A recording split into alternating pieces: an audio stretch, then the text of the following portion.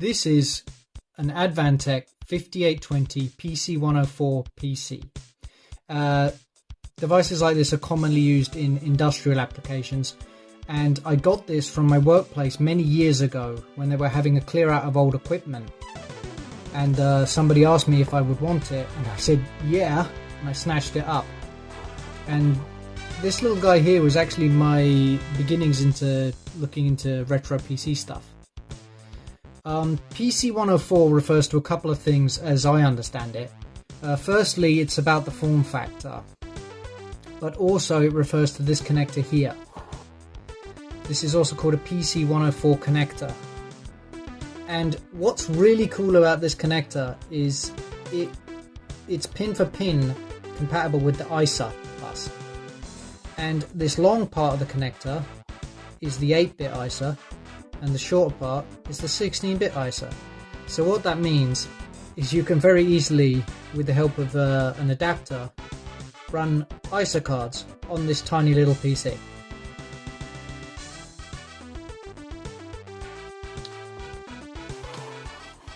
Now, you don't actually need to do that to use this PC because it's fully integrated. Under this heatsink here, which I've stuck a fan on, is a Cyrix MediaGX processor running at 233 MHz with the MMX instruction set. And the south bridge that I believe is under this heatsink has a built-in Sound Blaster 16 compatible audio and VGA graphics. So this 233 MHz processor has a couple of drawbacks. Firstly, the whole bus this is running on is clocked at only 33 MHz, and the processor has no second level cache, which has the net effect that the speed of this processor is equivalent to about a half-clocked Pentium. So it's about as fast as a Pentium 133 or thereabouts. If we look around on the back here,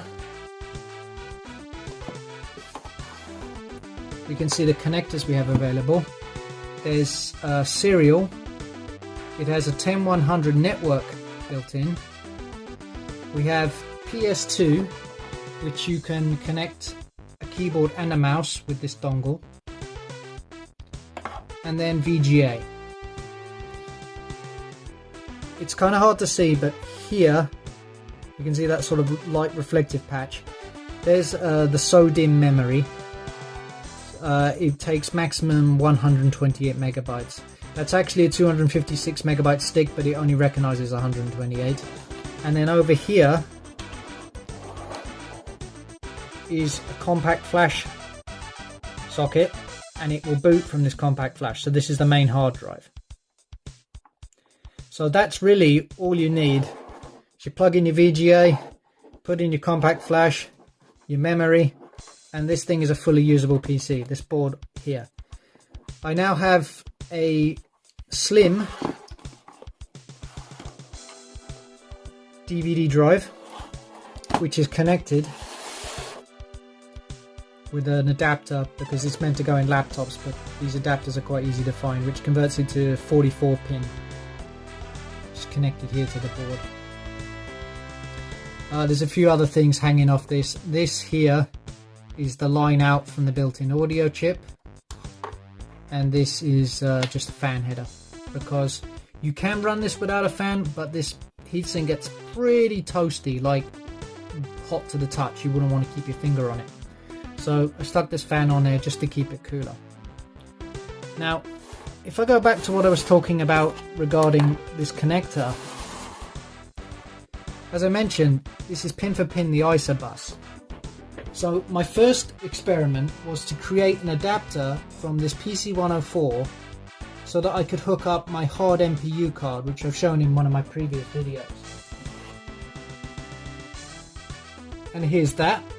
So it's 8-bit only, which means it only plugged into this 8-bit portion of the bus, and I hand wired it, and it's only using exactly the pins required for the hard MPU, which then let me run, I was using the built-in Sound Blaster 16 and I was using this with the hard NPU card to connect to my MIDI modules, and that's what I was using for quite a while. It was my retro PC. Very cool stuff. But then I got a bit more interested, like, what could I really do with this? I had an adapter made up, which I ordered from PCBWay. Not an advert, not sponsored, just saying. That's where I got them from. This was in their community projects, so you can just find the design and ask them to make it. And then got the pin connectors and the ISO headers, and that's it. Cool thing about the PC104 is they're just stackable. I don't know how far you can go, but you can go for more than 2 or 3, let's say. So you can just like stack these on top of each other to get more and more stuff running. But this is just one, and this guy would plug in right here. And here it is connected. It reaches out kind of far, but you know, that's just the nature of the beast. I still think it's fun because I always love seeing the guts of PCs. It interests me, what can I say?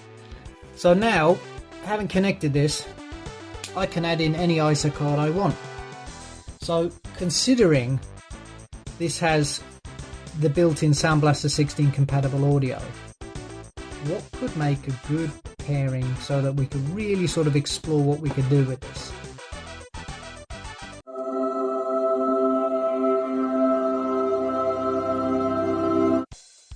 This is the Argus. You can find out about it on Vogons, which is a replication of the Gravis Ultrasound plug and play. So it uses the AMD Interwave chip. This is the ROM, and here we have 1 megabyte of RAM. But it also has a SIM socket, so you can expand it up to, I believe, 16 megabytes. But in my case, I just stick with the 1 meg RAM because I kind of like the slightly original sound, let's say, of the Gravis. So this thing is very cool. My good friend Misala, the Mad Doctor, you've seen him before probably. He built this card for me very kindly. Even all of these tiny little resistors and capacitors that are everywhere, all of that, just excellent work. The guy's a wizard. Gosh, I love how red and beautiful this thing is.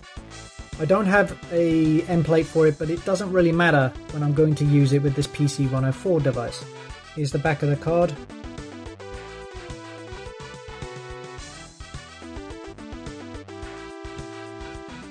Like I said, go check out Vogons. You can find out more about this. Very cool. So, as we have Sound Blaster 16 built-in audio, which the Gravis only supports via rather wonky emulation, we now have everything we need to really play some games and get some great sound out of them. And as you know, probably, hopefully, PC sound is just always been greatly fascinating to me. So let's plug this in to the adapter and then see what we end up with. Fabulous!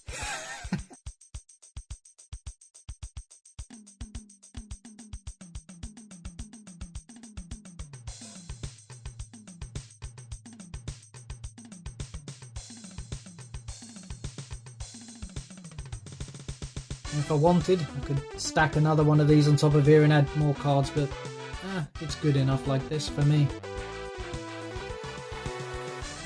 If we want to use this, obviously, we're going to have to now add a bunch of wires, which makes things a bit more fugly and a bit of a rat's nest, to be honest.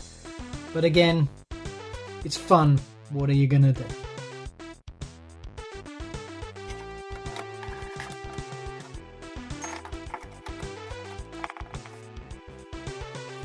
Here we have a Pico PSU which provides +5, +12, -12 and ground.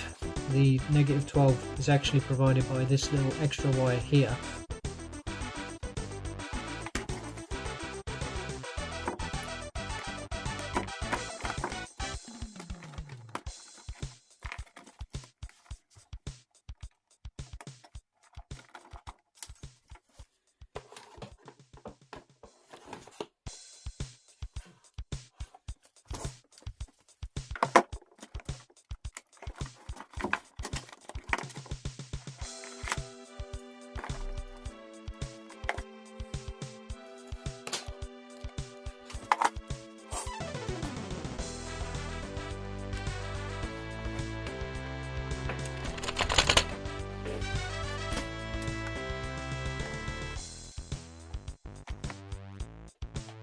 Of course, we've got 2 sound sources.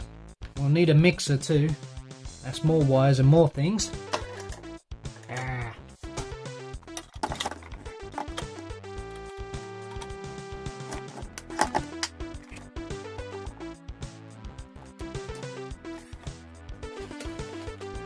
Headphones.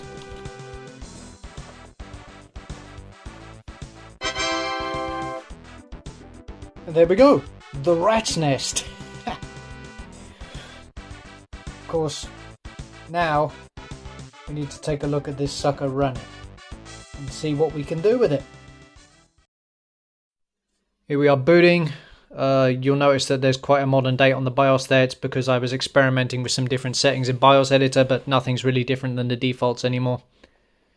Here you can see Cyrix MediaGX MMX, 233 MHz, 128 MB RAM, and some of the PCI devices being set up there. I've installed Windows 95 OSR2 in this instance. I've also had DOS installations on this little mini PC, and it works great with both, really. It's maybe not quite good enough for Windows 98 though.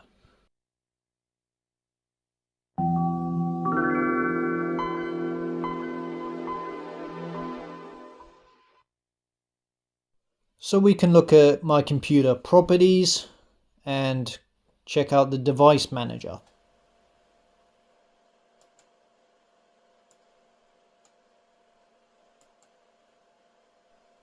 If we look at the display adapter here, National Semiconductor Express Graphics, that's the MediaGX graphics engine. We've got the Sound Blaster 16 compatible audio engine there. The emulation stuff for the Gravis is disabled. And there's the Gravis synth. So let's check out the Gravis Ultrasound control panel. We can see some more of the information about it. So IRQ and DMA7, they're both the same because I'll never be recording on this. Ports 240.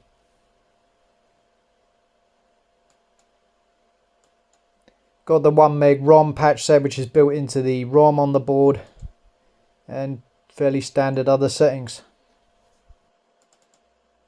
Games will use the patches you install from the driver CD, not what's on the PnP ROM typically.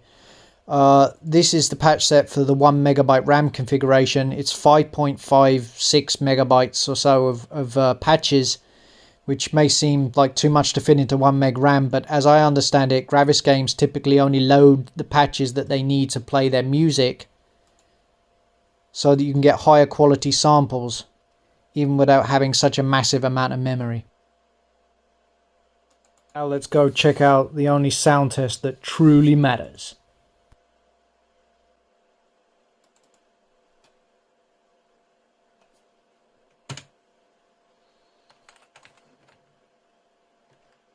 I've already got it set up for the Gravis Ultrasound, so let's go test that first.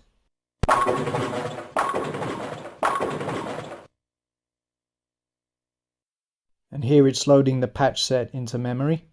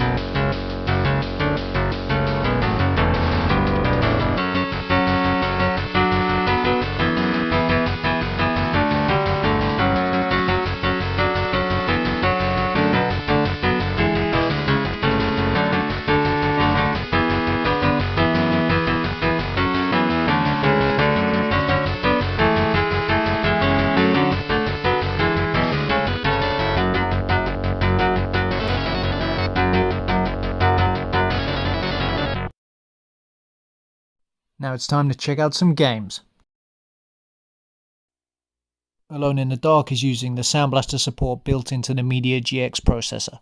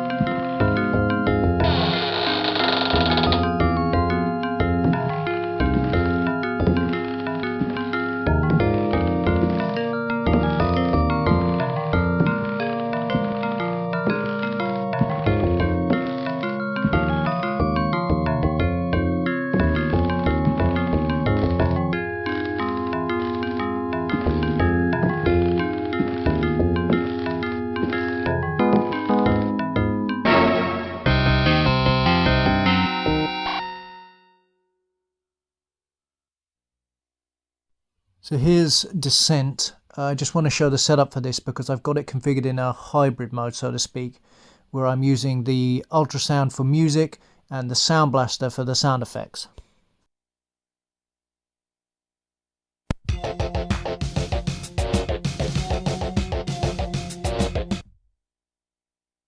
Seven, seven, seven.